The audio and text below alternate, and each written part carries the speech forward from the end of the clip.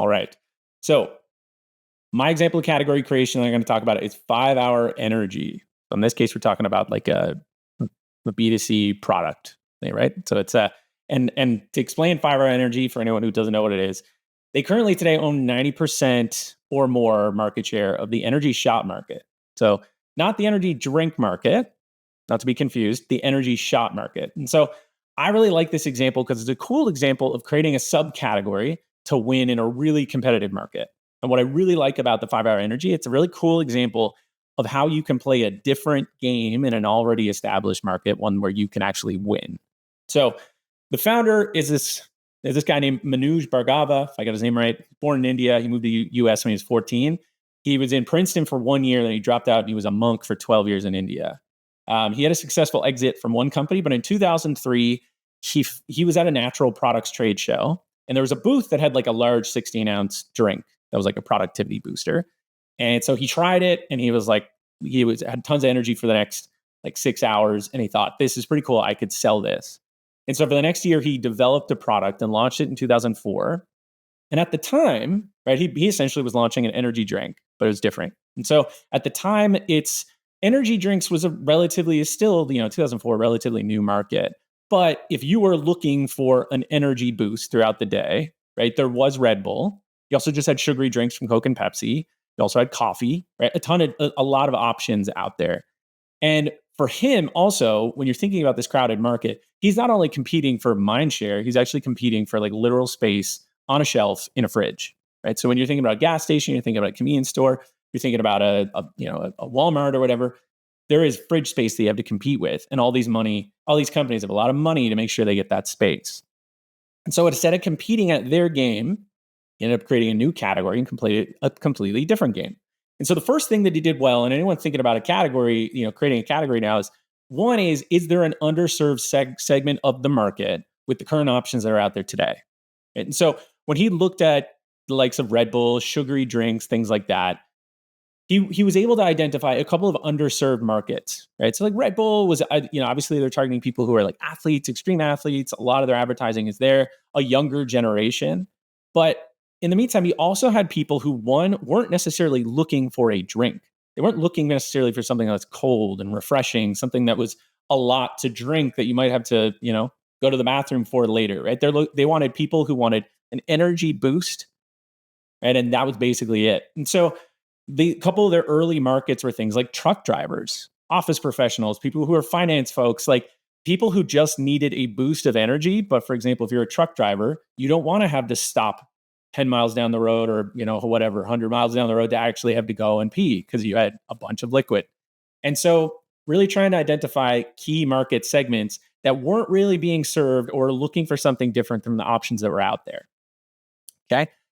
The next thing that he did is understanding that he changed the size of the product. Like he changed the product in general. So he made it a shot, not a large can. So this is what created the energy shot market. And so it appealed to this new market, a great example being truck drivers, people who just wanted that energy shot. A way that he kind of described it, a quote from him is he is like, I thought, if I'm tired, am I also thirsty? Like, do I need a drink if I'm just looking for an energy boost? And so he really focused on this idea of, I just want an energy shot that is going to be able to give these people the boost that they need without having to make them drink a drink. So that was one thing. He changed the size. By changing the size, he also then changed the location and the distribution, like the way he'd actually get it out to customers. And this is a really cool example of, it's like a way to think about too, when you create a new category, can you change the way you distribute your product? Not just change the product itself. So one, they didn't have to sit beside the competition in a fridge, right? They didn't have to be right next to the competition. They didn't need fridge space. Didn't have to be refrigerated.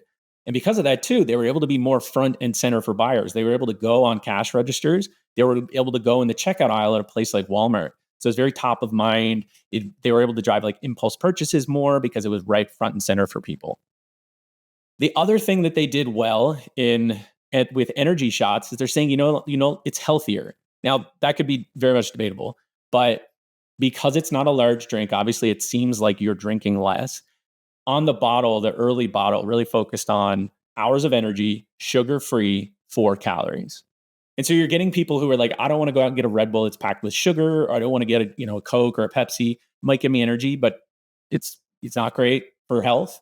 And so by creating a smaller bottle focused on more of the messaging around, hey, it's not packed with sugar, they were able to appeal again to that segment of the market that wanted something different. And so conclusion wise, when you look at where they are today, 5-Hour Energy, they are the king of their category. That whole concept of you create the category, you become the category king, you're going to own about 90% more market share. Very much the case for them.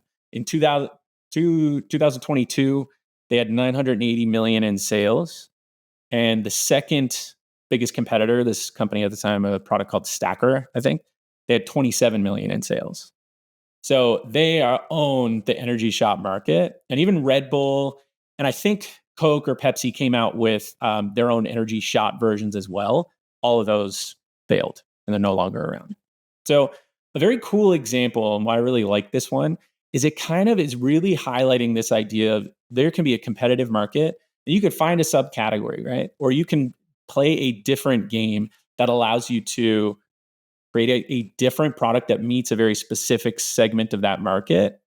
You can also change the way you distribute it and position it in a way where you can actually win by playing a different game. So, yeah, that's why I love 5-Hour Energy.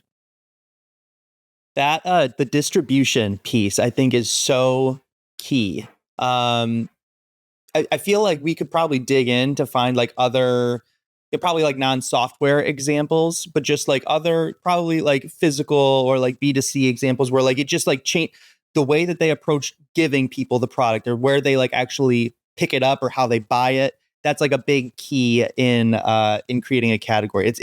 This example reminds me of Beyond Meat when they like were initially going to market. They ended up putting because they're a vegan, meat substitute product. Instead of going and putting their products in like with the rest of like the vegan stuff, like like a vegan aisle, they put their packaging like next to like legitimate beef or like burger meat.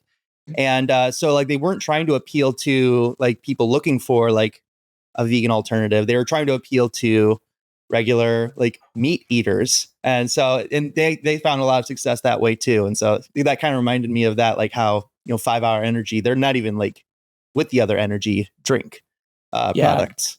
That's a really cool example. I was trying to think of one that might be in B2B SaaS. Like, can you think of anyone who's created something that's distributed in a different way? I was trying to think of something. I couldn't think of it. I can't. Yeah, I'm not 100% sure. I mean, because like that's like the model. You know what I mean? Like you purchase it off of like just somebody's website. I mean, the only thing I can think of is like if like resellers maybe. I don't know. I don't know how it would work with SaaS, or it's not coming to me automatically. Yeah, we're gonna have to noodle on this one. You can't spring it on us like that. The one thing I was thinking about too is like when you create it, because with categories, there's all these assumptions, right? Like that's one of the things where it's when you say you're in a category, you have assumptions like what it should be priced, right? The pricing model, like those are all things that your customers naturally think about when they're in a category. Like if I'm, I don't know, buying like sales enablement software, a lot of times I'm going to assume there's like a license fee per rep that is using it, something like that. And it actually goes to your point, Tamara, on the AI customer service one. It's like, are they dramatically changing the pricing model? They probably are. And so like that, there's going to be, as people start to have AI powered and AI in their platforms, like it's naturally going to change pricing models. Now, obviously, that's not necessarily distribution, but yeah, something to think about.